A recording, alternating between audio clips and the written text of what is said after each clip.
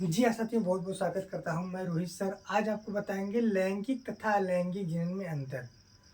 देखिए, कक्षा 10 के बायोलॉजी में बहुत इंपॉर्टेंट है, जनन के चैप्टर से पूछा जाता है लैंगिक जनन तथा अलैंगिक जनन में अंतर। आज हम आपको बहुत ही सरल, एकदम सरल, समझ लीजिए, आपको लिखने की जरूरत नहीं, बस ध्यान से सुन लीजिए, आपको अंतर पता चल जाएगा कि लैंगिक जनन क्या होता है, अलैंगिक जनन क्या होता है। तो पहला अंतर देखते हैं, ठीक है ना, कम समय में आपको अंदर सिखा देंगे। अलैंगिक जनन जो होता है, लैंगिक जनन जो होता है, दोनों में क्या अंतर है। लैंगिक जनन में दो जनक पाए जाते हैं। कितने जनक होते हैं? दो जनक पाए जाते हैं। आपको पता है कौन कौन है? नर तथा मादा, ठीक ना। और अलैंगिक जनन में एक जनक पाए जाते हैं। अलैंगिक जनन में एक जनक पाए जाते हैं, ठीक ना, पाए जाते हैं। पहला अंतर समझ में आ गया। लैंगिक जनन में दो जनक पाए जाते हैं, अलैंगिक जनन में एक जनक पाए जाते हैं।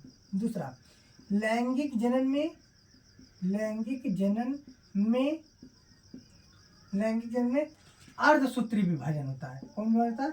अर्धसूत्री विभाजन होता है। याद रखिएगा, लैंगिक जनन में कौन विभाजन होता है? अर्धसूत्री। और अलैंगिक जनन को होता है समसूत्री विभाजन होता है। अलैंगिक जनन में समसूत्री विभाजन होता है, ठीक ना। अलैंगिक जनन में समसूत्री विभाजन, लैंगिक जनन में अर्धसूत्री विभाजन होता है। तीसरा, लैंगिक जनन में युग्मक का निर्माण होता है। युग्मकों का निर्माण होता है, ठीक है, युग्मकों का निर्माण होता है। और अलैंगिक जनन में युग्मकों का निर्माण नहीं होता है। अलैंगिक जनन में युग्मकों का निर्माण नहीं होता। देखिए, जब इसमें दो जनक पाए जाते हैं, एक नर एक मादा, तो नर से नर युग्मक, मादा से मादा युग्मक बनेगा, पता है। लेकिन जब इसमें एक ही जनक होते हैं, मतलब इसमें युग्मकों का निर्माण नहीं होगा। अगला देखिए, इसमें निषेचन की प्रक्रिया होती है। इसमें निषेचन की प्रक्रिया होती है। इसमें निषेचन की प्रक्रिया होती है। और इसमें निषेचन की प्रक्रिया नहीं होती है। इसमें निषेचन की प्रक्रिया नहीं होती है। याद रखिएगा, इसमें निषेचन प्रक्रिया होती है, इसमें नहीं होती है। निषेचन किसे कहते हैं? नर तथा मादा युग्मकों के मिलने की प्रक्रिया निषेचन कहते हैं। भैया, जब इसमें नर तथा मादा बन रहे हैं तभी तो निषेचन हो रहा है। नर तथा मादा है तभी तो निषेचन हो रहा है। इसमें एक का, इसलिए इसमें निषेचन नहीं होता है। और लास्ट देख लीजिए, पांचवा, इसमें भ्रूण का निर्माण होता है।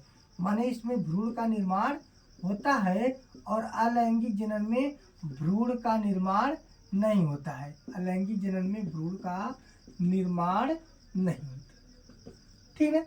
अलैंगिक जनन में भ्रूण का निर्माण नहीं होता है। ये तो अंतर हो गया लैंगिक तथा अलैंगिक जनन में अंतर।